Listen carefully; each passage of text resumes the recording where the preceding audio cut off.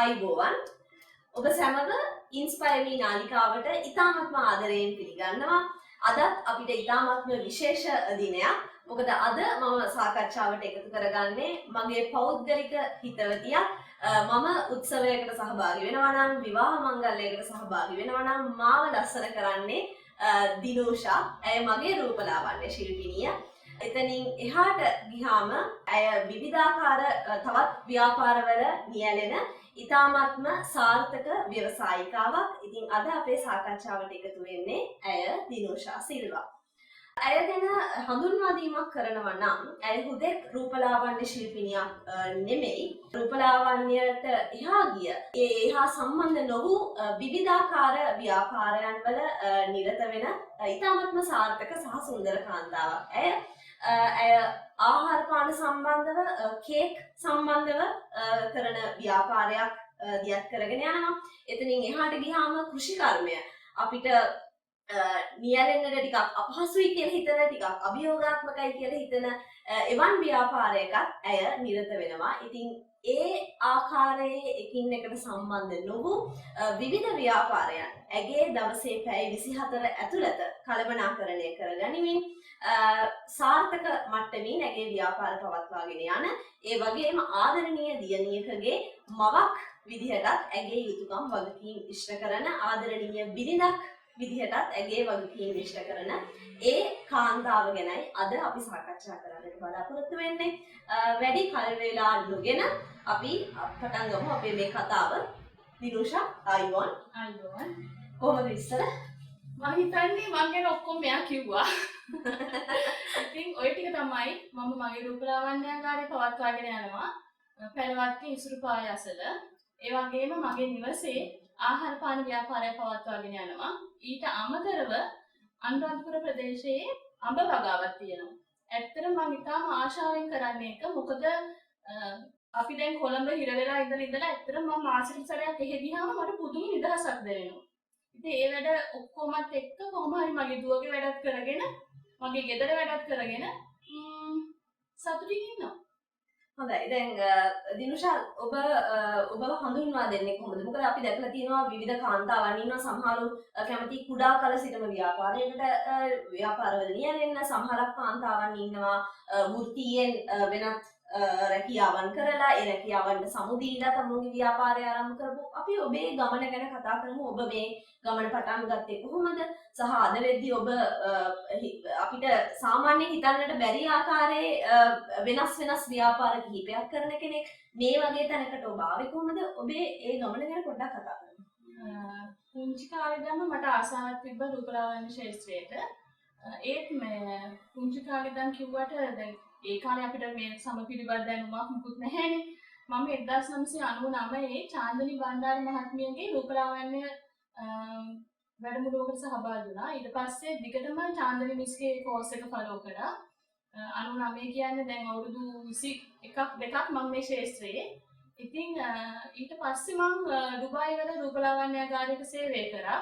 එතනදී මට අතිවිශාල දැනුමක් ලැබුණා. මොකද අපි ඒක වැඩ කරද්දී අපි මාස 6ක වගේ කාල සීමාවක් නැතිව වැඩ කරන්න ඕනේ එකම ඒ කියන්නේ වැක්සින් නම් වැක්සින් විතරයි. ඒ වගේ. ඉතින් එතනින් ලබාගත් දැනුම නම් ඉතා විශාලයි. මම කාගේවත් ලංකාවේ රූපලාවන්‍යාගාරවල වැඩ කළා නැහැ. ඊට පස්සේ මට හිතුණා මෙහෙට ඇවිල්ලා රූපලාවන්‍යාගාරයක් පටන් ගන්න. මුලදී මට හරියට තැනක් හම්බුන්නේ නැහැ. වසර ගණනාවක් මම මේක ගැන ඉගෙනගෙන ලංකාවට ආවට පස්සේ NVQ පාඨමාලාවක් හදාරලා ඊළඟ තමයි මට මේ තැන හම්බුනේ. දැන් මම මෙතන අවුරුදු 6කට ආසන්න කාලයක් රැඳී ඉන්නවා. මෙතන මට ඉන්නවා මටම කියලා එන කිරිසක් ඔයගොල්ලෝ වගේ. ඉතින් ඒගොල්ලන්ගේ හැම දෙයකටම මම උදව් කරලා ඒගොල්ලන්ව ලස්සන කරලා ඇත්තටම රූපලාවන්‍ය කියන්නේ අපිට තව කෙනෙක් ලස්සන කරලා අපේ හිත හොඳ වෙන්න ඕනේ. ඒක දැකලා ඔයා ලස්සනයි කියලා කියන්නේ බොරුවට නිකන් මේකක් ටිකක් ගාලා ඔයා ලස්සනයි කියලා කියන්න පුළුවන්. සාමාන්‍යයෙන් මම එහෙම කියන්නේ. මම මෙතන යොදාගන්නේ ආලේපන ඉතාම උසස් දේවල්. නිකන් සමහරක් සැලොන් තියෙනවානේ මාස 6ක් කෝස් එකක් කරලා රූපලාවන්‍යාගාරයක් දානවා. ඊට පස්සේ මගේ ක්ලයන්ට් කෙනෙක් තුනා එක එයා ගිහිල්ලා මේ වෙඩින් එක ඩ්‍රෙසින් එකට ඊට පස්සේ මට කෝල් කරලා අහනවා ඔයා හිටියේ නෑ එදා මේ මට මෙහෙම වුණා මගේ මූණ මෙහෙම ඇලර්ජි එකක් ඇවිල්ලා එහෙම කියලා මගෙන් ප්‍රතිකාර අහනවා ඊට පස්සේ. ඒ ඇත්තටම අපේ ප්‍රතිකාරය මෙහෙම කරන්න බෑ අපි ડોක්ටර්ස්ලා නෙමෙයිනේ. ඊට පස්සේ මම යාළුවා ස්කින් ડોක්ටර් කෙනෙක්ට යොමු කරා. ඒ වගේ ඉතින් රූපලාවන්‍ය කියන්නේ ඉතාමත් හොඳින් අධ්‍යයනය කරලා අපි නිරත වෙන්න ඕනේ ශාස්ත්‍රයක්. ඇයි දිනුෂා හරි රූපලාවන්‍ය ශිල්පිනියක් විදියට ඇත්තටම මේ අවාසනාවකට මට පෙන්වන්නට විදියක් නැහැ. ඇයගේ සහතික සියල්ලක්ම කැමරාවට පසුපසින් තියෙනවා. නමුත් අපි ඡායාරූපගත කරලා හැම දෙයක්ම පෙන්වන්නට බලාපොරොත්තු වෙනවා. ඉතින් මේ හැම සහතිකයකින්ම පේනවා ඔබ මේ සම්බන්ධව ලබාගෙන තිබෙන රූපලාවන්‍ය සම්බන්ධව ලබාගෙන තියෙන න්‍යායාත්මක දැනුම. ඉතින් මේ දැනුමෙන් ඔබට ගිහිල්ලා ඔබට සාර්ථක ව්‍යාපාරයක් තිබෙනවා රූපලාවන්‍ය සම්බන්ධව. මෙතනින් එහාට ගිහිල්ලා මේ හා සම්බන්ධ නොවුණු ආහාර පාන ලබා දීම සහ කේක් සම්බන්ධව කරන ව්‍යාපාරය සම්පූර්ණයෙන්ම මීට වඩා වෙනස්. ඇයි මේ ව්‍යාපාරයට ඔබ යොමු වුනේ? මේකයි මම හිතන්නේ දැන් අපේ කාන්තාව හිතන්නේ කසාද බැඳලා පස්සේ එතනින් ජීවිතේ ඉවරයි කියලානේ. මම නම් එහෙම හිතන්නේ කවදාවත්. මොකද අපි රූපලාවන්‍ය ශිල්පිනියක් මම රූපලාවන්‍ය ශිල්පිනියක් වුණාට මට ඇත්තටම තියෙනවා තව මොකක් හරි දෙයක් කරලා බලන්න ඕනේ කියන හැඟීම හැමතිස්සෙම.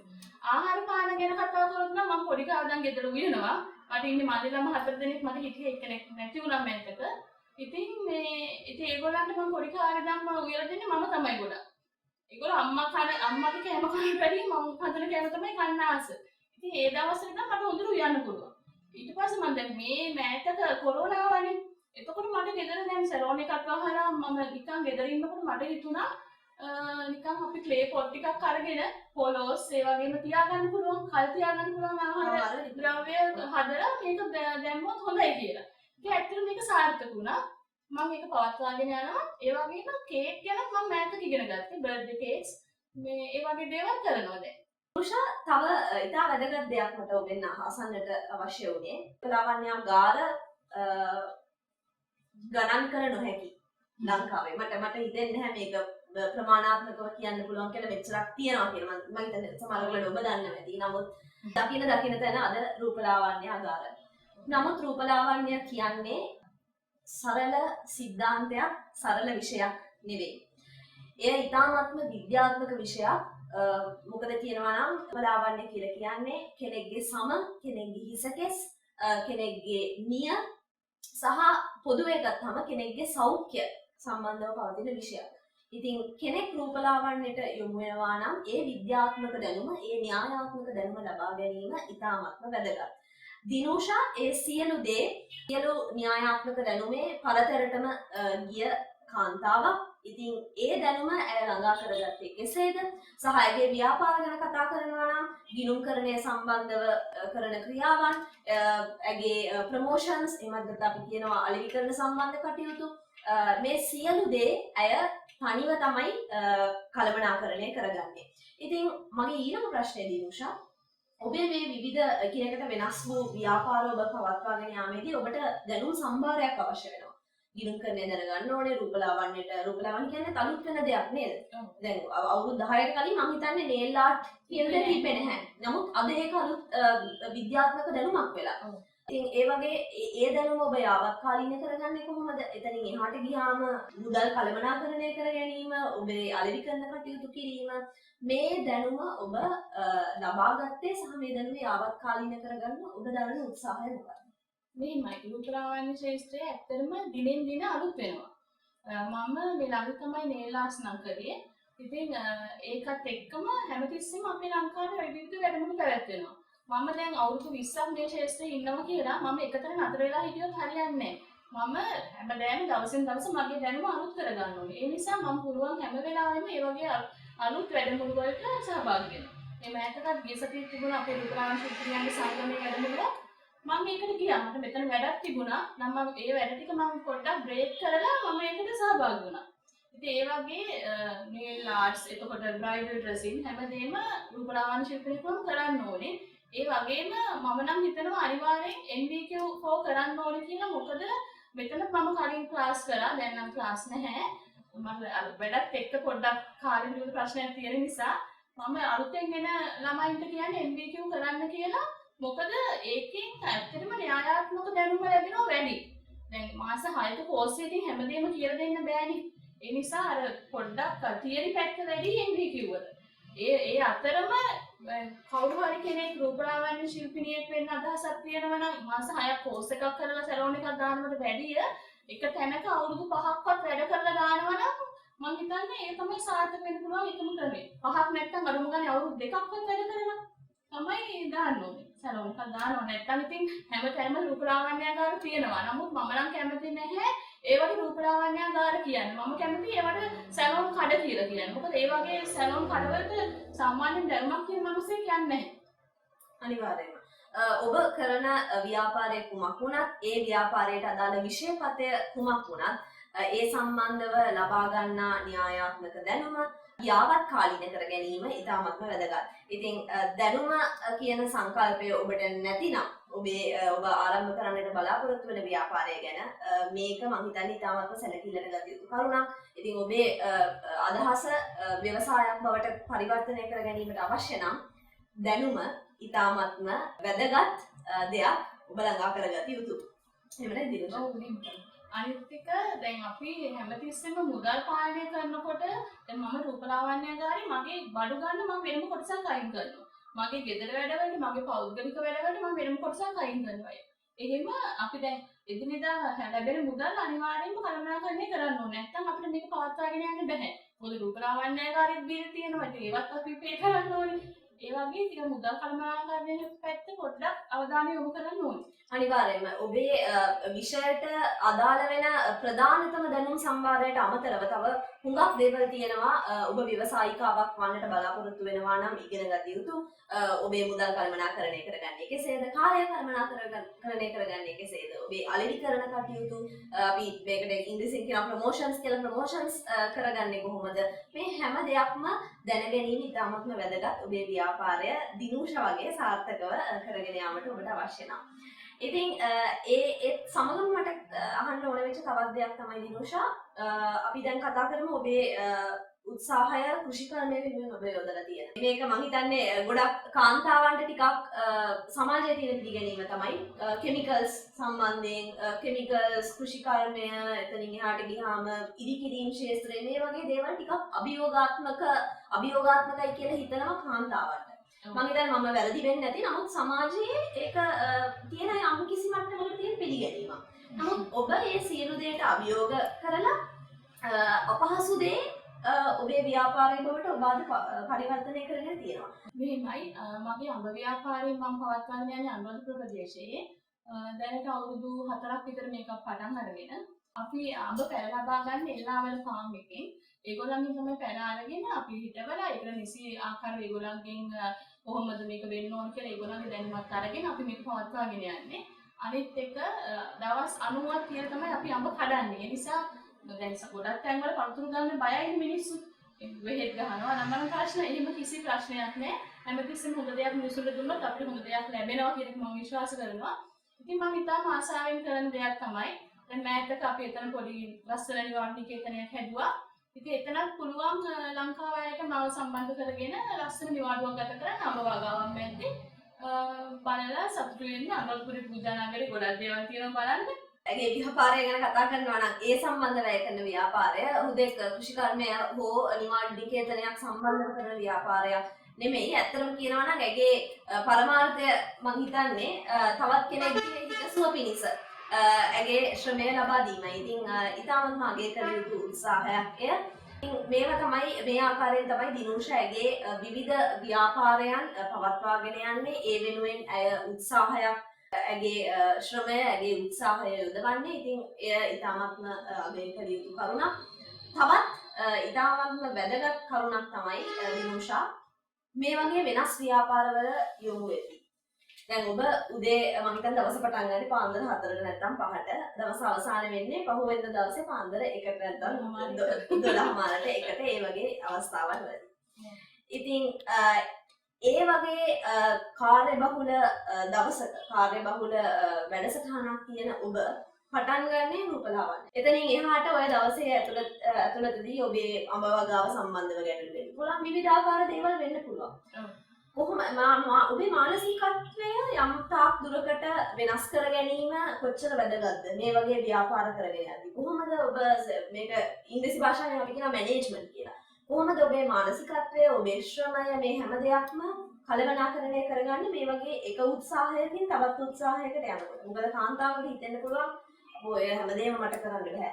කාන්තාවකට අපි ගෙදර වැඩ කරන්න ඕනේ, අපි අපේ දරුවන්ගේ වැඩ කරන්න ඕනේ, රැකියාවේ වැඩ කරන්න ඕනේ. මේ ටිකත් එක්ක ඔය වගේ එක ව්‍යාපාර අපිට කරන්න බෑ.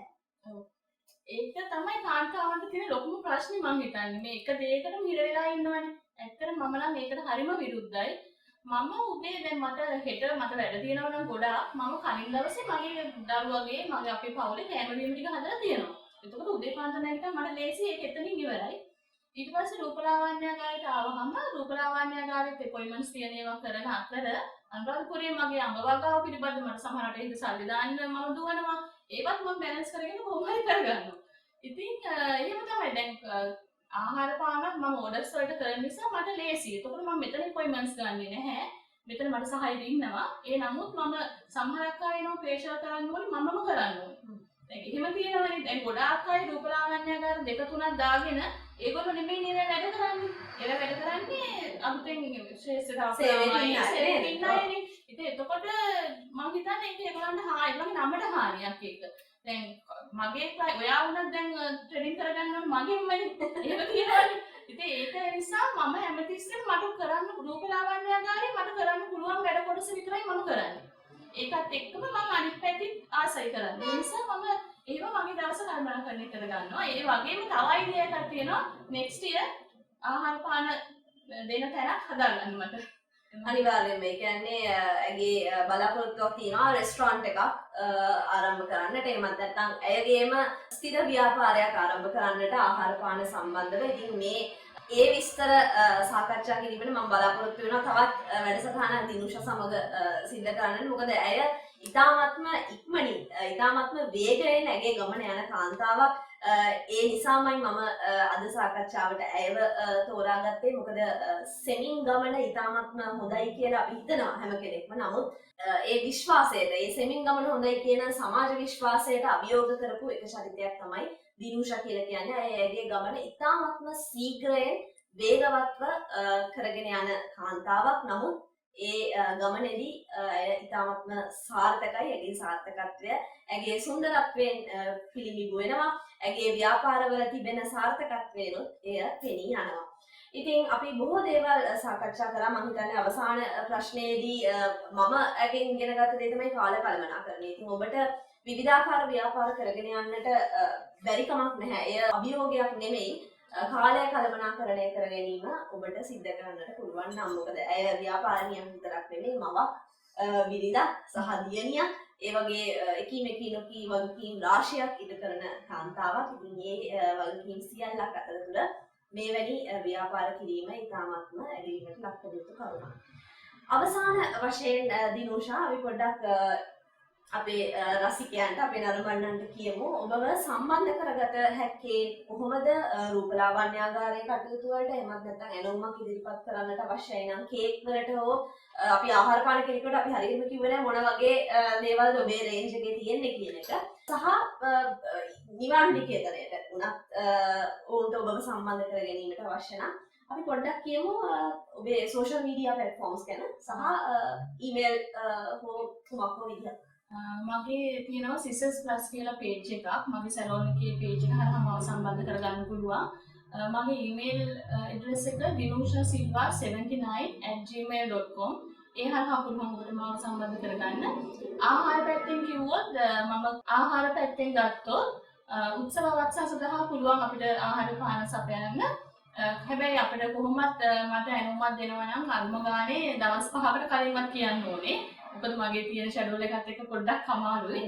ඉතින් ඒ වගේ කේක් නම් මට දවසකට කලින් කිව්වොත් බර්ත්ඩේ කේක්ස්, වෙඩින් කේක්ස් ඕන දෙයක් මම කරලා දෙන්න පුළුවන්. එහෙනම් තමයි ඉතින් මගේ අනිවාර්යයෙන්ම සිසර්ස් ප්ලස් Facebook ගිණුම හරහා ඔබට පුළුවන් දිනුෂාත් සමග සම්බන්ධ වන්නට. රූපලාවන්‍යගාරය සම්බන්ධව ඔබට යම්කිසි කරුණක් අසාධන ගැනීමට තිබෙනවා නම් එතනින් එහාට ඇගේ ඊමේල් ඇඩ්‍රස් එකත් ඇය ලබා දීලා තියෙනවා. මේ හැම දෙයක්ම මේ වීඩියෝ එක පහතින් ඔබට දැක ගැනීමට හැකි වෙයි. මේ ආකාරවලින් ඔබට පුළුවන් ඇයත් සමග සම්බන්ධ වෙලා කතා කරන්නට, ඔබේ ඇනෝම ඉදිරිපත් කරන්නට. එතනින් එහාට ඉන්ස්පයර් මී නාලිකාවේ YouTube channel එක, Instagram සහ Facebook ඔබට subscribe කිරීමටත් follow කිරීමටත් හැකියාව තියෙනවා. අපේ Instagram සහ Facebook accounts inspireme.ceylon. ඉතාමත්ම හරබර සාකච්ඡාවක තමයි අද නියැලිලා හිටියේ දිනුෂත් එක්ක.